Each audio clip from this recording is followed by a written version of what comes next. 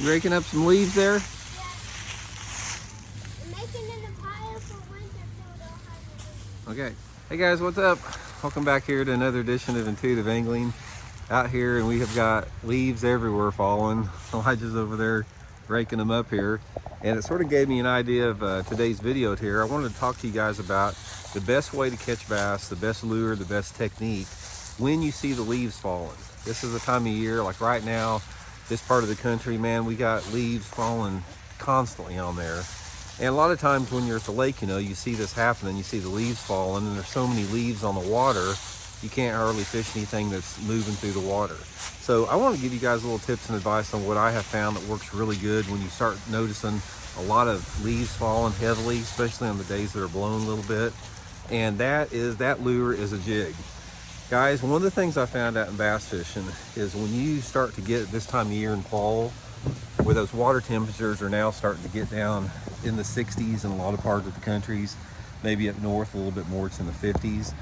But when you start to hit November, into October, November, and you start to have these cool nights where it's starting to get down anywhere between freezing to a little bit above freezing, depending upon the weather patterns that move through, and you start noticing a heavy downfall of leaves, especially on windy days, there's something about a jig this time of year that outproduces almost anything else that you can throw. And I don't think it's not in terms of efficiency, because a lot of times if you guys are fishing like a steeper bank or something where there's a lot of trees up on the bank, there's so many leaves in the water you can't hardly fish like a spinnerbait or crankbait. And it's not the fact that you can't efficiently fish down that bank. There's something about the mood and the personality of the bass. When those leaves start to fall, a jig is hard to beat. And another thing that I think is a big key on this is that the bass are constantly in some type of a transition. It can be subtle, it can be sudden, it just depends on a lot of different factors. But when I start noticing, like you start noticing these leaves falling right now, one of the things that I always look for is the steep channel banks. I like to go back into the major creek arms, if that's where some channel banks are, or even on the main lake, some bluffy main lake banks.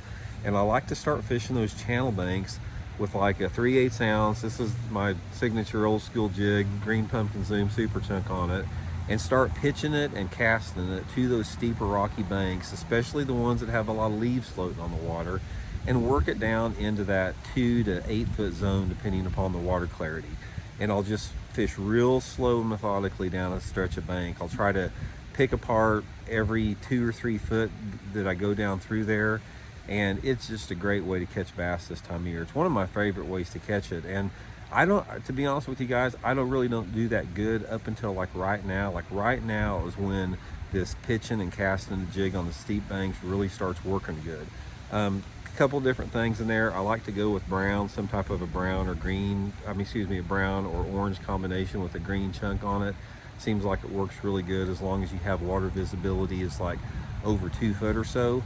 And basically just easy fishing, just throwing it up there, hopping it down, you know, making another pitch with it. I usually fish it like on 12 to 15 pound test, Seaguar and Vizix fluorocarbon line, and cover water with that. So anyway, guys, once you start noticing the leaves falling, one of the best ways to do it is just pick up a jig, you know, start covering water on those steep banks, and you can definitely get some bites doing that. And there'll be some transitions after that we'll cover. I'm going to try to sort of coach you guys through the transition as they come with different techniques. A lot of techniques are specific to the lake that you're fishing, and but it's always just a never-ending adjustment that you have to make amongst the things that are working, because there's always, on any lake that you go out there, there's always dozens of lures and techniques that are working, but you really want to key in on the techniques that can get you the most bites, the biggest bites, or a combination of the two. So anyway, guys, thanks for tuning in. Much appreciated. We'll check in later. See you.